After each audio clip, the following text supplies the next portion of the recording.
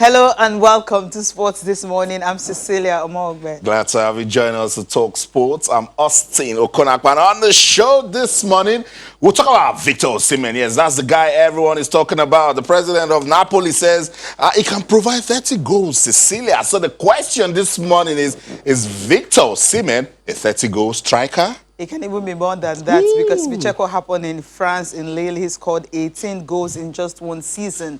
And so he's taking that to Napoli. And that tells you how important this boy is going to be for that team. So I think if he's saying that, I think Osimhen is that kind of striker that can get that 30 goals, especially if he's getting the right support. That will definitely be what he can target. We'll see. All right, also on the program, move over to England, the British Grand Prix. It was a miraculous victory for Lewis Hamilton, his 7th British Grand Prix. But then it was full of drama before he was able to get that. He had to literally limp to the checkered flag to be able to collect that 7th Grand Prix crown for him right there at Silverstone. Crazy, dramatic British Grand Prix.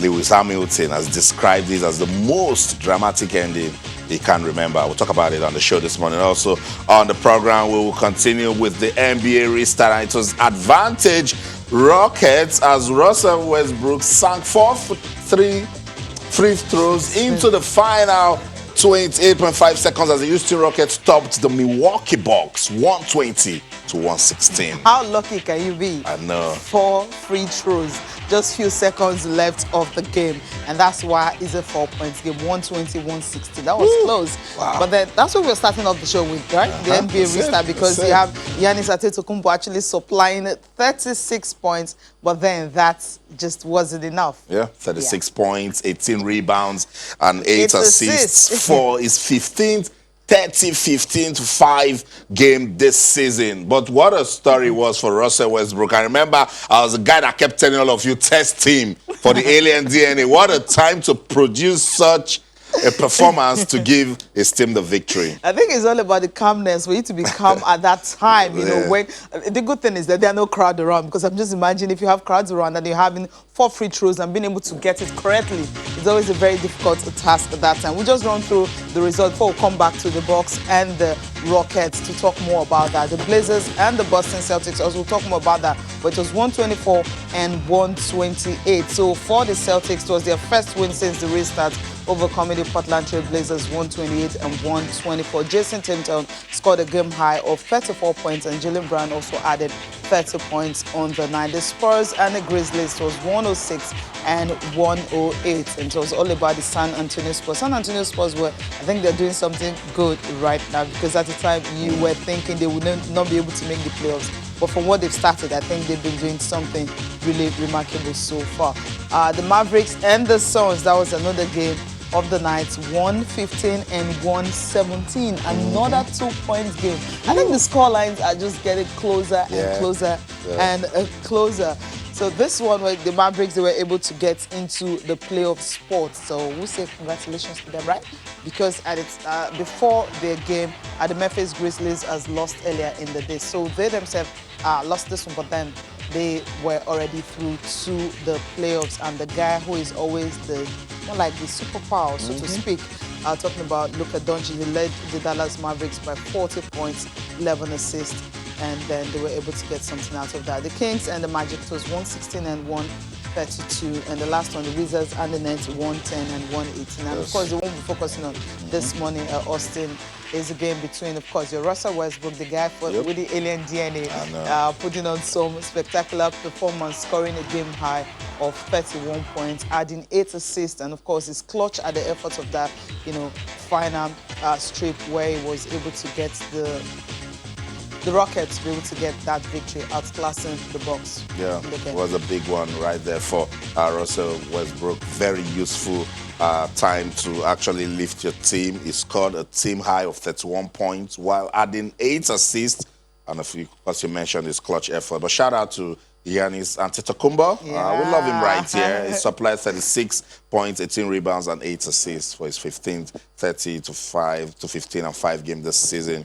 Chris Middleton posted 27 points and 12 rebounds. Well, let's go back to that game between the Sacramento Kings and Orlando Magic. Terrence Ross scored 25 points off the bench, and Nikola Vucevic posted a double-double of 23 points and 11 rebounds as the Orlando Magic cruised past the Sacramento Kings. We told you 132 to 116 points. The NBA is back. Great one, it's back. And of course, when you start having score lines like this, that's so close. But then Terrence Ross, before we talk about him, I think we have to spare a thought for these other guys talking about the Celtics, the Boston Celtics, what they did on the night, because you expect them to actually claim that victory. And if it's going to be against Portland Trail Blazers that had some top stars like Damian Lillard and the likes, you know how difficult it can be. Damian Lillard, Yusuf Nurkic, all of them leading with 30 points each. But then that wasn't enough for them to get that victory. Well, that's what they're trying to do. Well, it was not a good one for them, despite posting all that points and losing. The NBA can be like that. Basketball in particular, you think when you're on the roll, when you have the dominance from nowhere, someone just pops up and then does something else. We also told you the Sacramento Kings that lost to the Orlando Magic by 132 to 116 points. Terrence Ross was the guy that made all the difference, scoring 25 points off the bench. That's what it is. He did all of that again, and his team didn't get a win. Crazy. Painful. And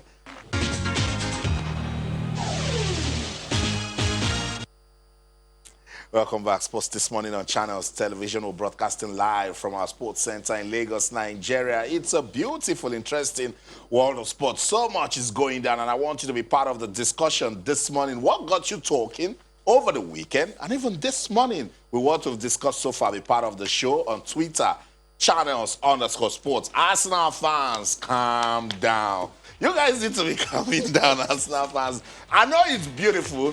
Record extending 14th FA Cup title.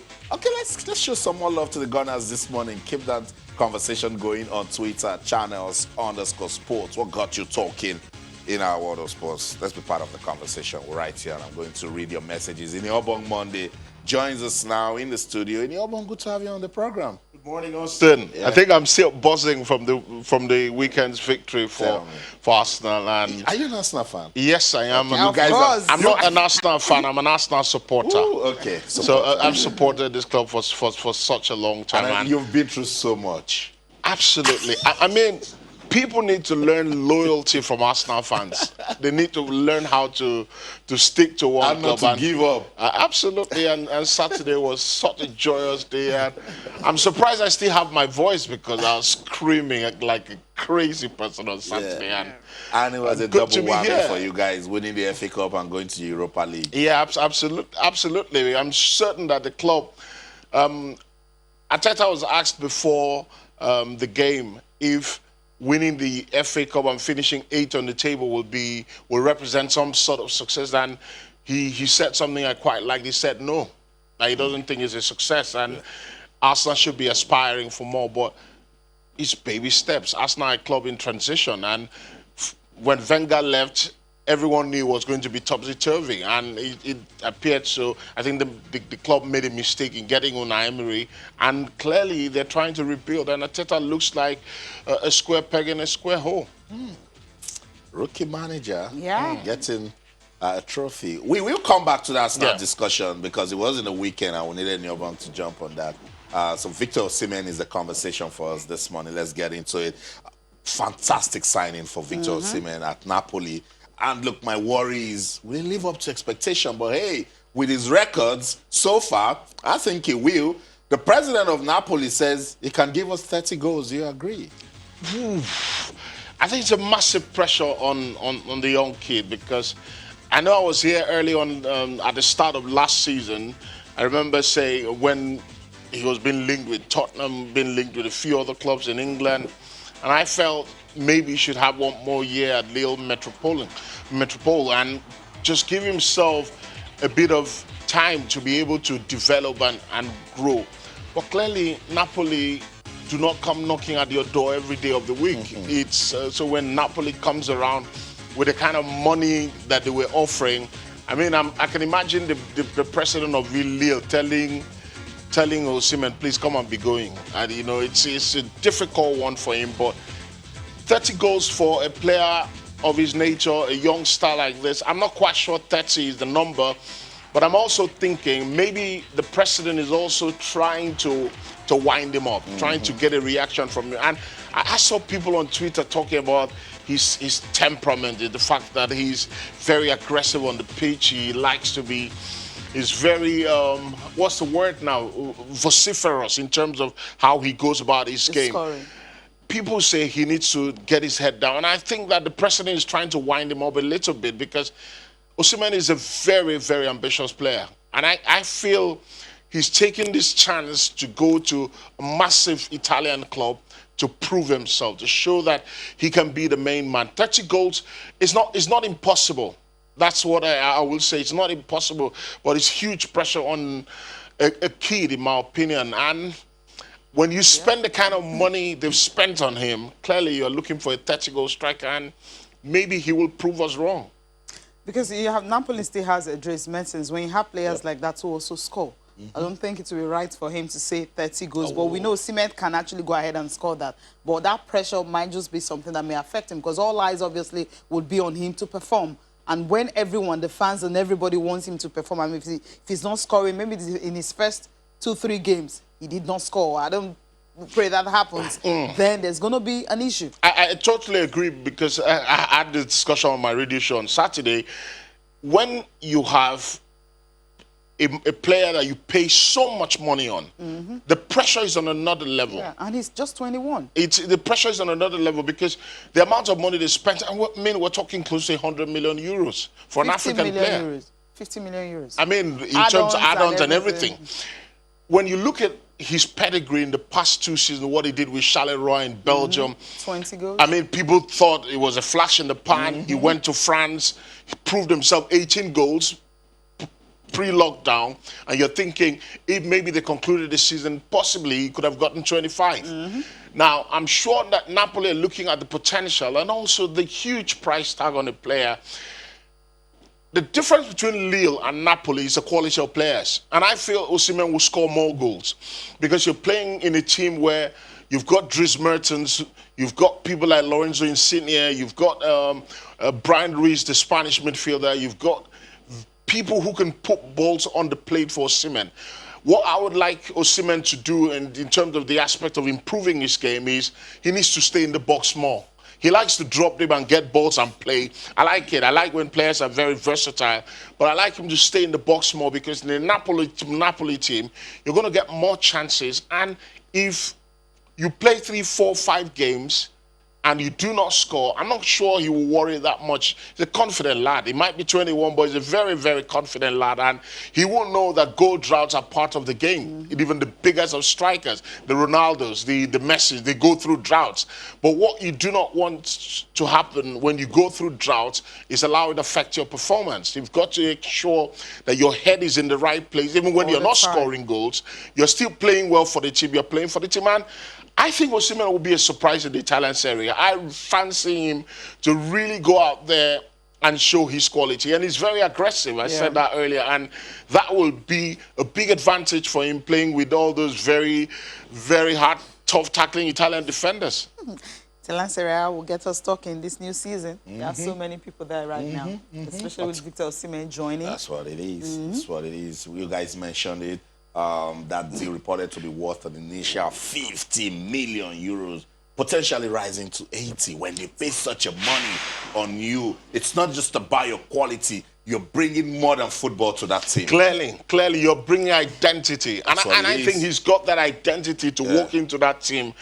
We're hearing Arkadiusz Milik, the Polish striker, might be moved on from Napoli. And clearly, Napoli, over the years, Sarri time, Ancelotti, now Gennaro Gattuso, they've been playing most of the times without a traditional number 9. They've been playing most of the times with a false 9. Dries Mertens has played in that role, but Dries Mertens is not a number 9. He's a very good forward, but he's not a traditional number 9. And I think Napoli are looking to play with a focal point. They want Osimhen to be the focal point so that when we get balls to the byline, and Osimhen has got so many attributes that people fail to recognize. Very good with his head. Apart, obviously, he's a tall lad and very aerially very strong. but he's a very good footballer as well. That's what people don't recognize. With the ball at his feet, this is a good footballer. He's got a bit of pace, not soaring pace, but he's got an ability to hit the ground running. I feel that it is a tough move. I really do feel it's a tough move, but it's a tough move for a tough player. Yeah. He said Naples like Lagos. Yeah. And I quite like that because there's something Lagos does to you.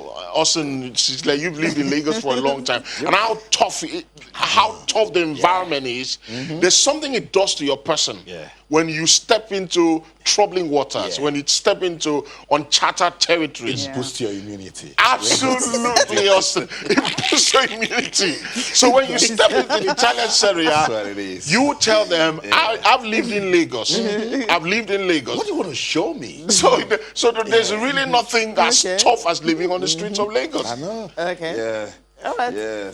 Let's leave Osimhen and move on to Arsenal. For Yeah. those of you that are saying that, hey, we don't want to talk about Arsenal, come on. If you leave Arsenal fans, we should talk the FA Cup from now to Friday. They don't want to know. And you can't blame them. They've been through so much. So much this You don't season. deserve a hug this morning. Don't worry, after COVID, I'll give you I think the good thing about Mikel Arteta was when he had to give credit to those coaches that have actually helped them over the years. Remember, this man won it as a caretaker, as assistant to Pep Guardiola the last time, and he won it as a captain, and now he's winning it with a team. I mean, his first managerial job and all that. So I called him the manager of the year because it's not really easy for you to come into a team. He came in December, and of course, he made Arsenal a winning team at the point when we're thinking, for the first time, we're not going to be having Arsenal in Europe. But then they got this number 14 guy giving them their 14th title, and people have been saying, why not just name the FA Cup after Arsenal? Because I mean, they're too clear now of Manchester United, who have won it, 12 times, and the others are just 8th and all that. So Man City is not even close. Chelsea has won it 8 times. So for Arsenal, their performance against Chelsea on Saturday was good. Yeah, it was very good, very impressive. And speaking of Mikel Arteta, he's brought in a mentality into the Arsenal team. He's brought in a lot of spirit into the Arsenal team. The Arsenal team that we are more accustomed to, conceding 5 minutes into the FA Cup final, would have gone and lost 4-1. Yeah. You see? I know that they would have clearly gone into a meltdown. But you could see that Arsenal, after conceding, they were not panicky. Yeah. Credit to the manager, credit to the team, because they kept their cool, they played their game. And there's something about Mikel Arteta that the past 2 managers at Arsenal didn't quite demonstrate: humility. When you go into a game of such magnitude, you know that it's important to lose the battle so you win the war. Sometimes you do not go into matches thinking, let's play football, let's keep it open and play expansive football. Mikel Arteta did it in the semi-final and he did it again in the final. Let's sit back. You've got better players than I've got. And we're not going to keep spaces open for you to attack us. We're going to sit back and be compact and defend in numbers and hit you on the break. We've got Oba up front. We've got someone who's got pace, who can hurt the backline. So it's great to see a manager of Arsenal do something different, because Arsenal fans are so used to tiki-taka football, playing champagne stuff. But have you got the personnel to be able to play that kind of football? If you haven't got the personnel to play that kind of football, it's foolhardy to try it. And you go against teams who are technically better than you, they will beat you left, right, and center. So Arteta is very clever in that way. That's something that Wenger never did. Wenger will play against Arsenal supporter. I share your joy. But calm down. You need to calm down, because with coaches in the caliber of Wenger, it is the stars that plays those kind of finals for you. Don't forget, it was a final between 2 rookie managers. And the one that didn't most One got has it. coached a team before. rookie managers, One I agree. wasn't 2 rookie because he But is one coming from better Derby team. County. So let's correct that. I think pound for pound, player for Mikel player. was coming from Manchester City. He wasn't a coach. He was just part of the bench. Exactly. But the other one was the head coach of Derby County. With the experience, So the sort that's of players different. that he was. If anything had happened to Pep, It is not Mikel the same. Arteta would have been. Nothing will happen It to is Pep. first Hold on a second. Rookie manager, I agree. Lampard has been in management longer than so than give it to Mikel. him, yeah. He was coaching Derby, did really well, got to the playoff finals. Do you understand and what that he's means, done though? a sterling job for Chelsea, has to be said. He's done a brilliant job for Chelsea And this he's season. got better players than And Arsenal. that's where I'm going to. Chelsea have got a better team than Arsenal. it. This Arsenal team, anyone who is honest will tell you it's a very poor team. Yes, not. There are not many players at that in that. Let me be honest. There's only one player in the Arsenal team who can start a game for Chelsea, and that's Aubameyang. At the moment, Lacazette can't. I don't think Lacazette starts Pepe again. can't. I don't think so. Oh, that's not right. I'm You know sorry. what? I'm Let's sorry. listen to- I'm sorry, let's- but Let's Xhaka take a won't deep start. breath I now. don't think so. Well, giving credit to those that have actually helped him all through the career. And the FA Cup is actually for the fans because they've had, one is even here. I mean, they've had heartbreaks and all that all through the season, but he was able to give them that FA Cup. That's why most of them are happy. For Frank Lampard, he's also got some reactions for his team. It wasn't to be a painful one for him, especially when he lost two key players. In fact, there were three. Pedro later went off towards the end of the game. They also have Azpilicueta leaving. Then the American magician, Christian Pulisic. I mean, when that guy left with that hamstring, I knew they were done. Because Tammy Abraham, okay, no disrespect to him, but he can't just fall into that at all. I totally agree with you, and Chelsea were very unfortunate, it has to be said. When you lose a man like Azpilicueta in the final of a competition, it's quite difficult because unarguably he's the best defender in that Chelsea team and the most experienced also, and it was difficult for them. Then Pulisic left the field just tearing that hamstring. It felt like a dagger in the heart of Lampard. And it also has to be said, I saw some banters online about the referee supporting Arsenal and all the of red that. card. I said it was man of the match. This fans. I totally agree that Anthony Taylor didn't particularly have a good day on the day, and he's a top-class official, but on the day he made some really very questionable calls, and I don't think Matej Kovacic should have been sent off. I don't even agree that any of those tackles were yellow card tackles. I quite understand the first tackle. I quite understand why he gave the first one, but the second one was nowhere near. It was an absolute joke. And secondly, Arsenal wrote their luck a little bit because the second goal I thought could have been chalked off from the collision between Bellerin and Christensen, the defender. It could have been chalked off. And I don't think anyone would have really been angry if the referee had chalked off the second goal because it looked like Bellerin crashed into the defender, Christensen. But that's what happens. You need a bit of luck to win competitions, but sometimes you have to make your own luck. Arsenal made their luck on the day. They fought really hard and they played better. If you look at it in terms of the structure of the game, segmenting the game, knowing when to attack, knowing when to defend, and they played really, really well. So credit to Chelsea. They made the final a very, very watchable one. And sometimes finals can be boring. You know, you go into finals and both teams are very cagey. They do not want to open up an attack. But both teams, in fairness, made the final very watchable, and it was very pleasing. I think in the end, Arsenal just looked at it and said, look, we're going for two things in this one. Chelsea's just going for the trophy. We need the trophy. I need Europe. And I mean, the hunger was there. There you go. So they had to fight. That was the push we saw. So the moment they considered that goal, mission was renewed in their minds. Also, I tell you what. One of the players, I think it was in Ainsley Maitland-Niles, who came out and said that he's so pleased with his teammates because they had a plan.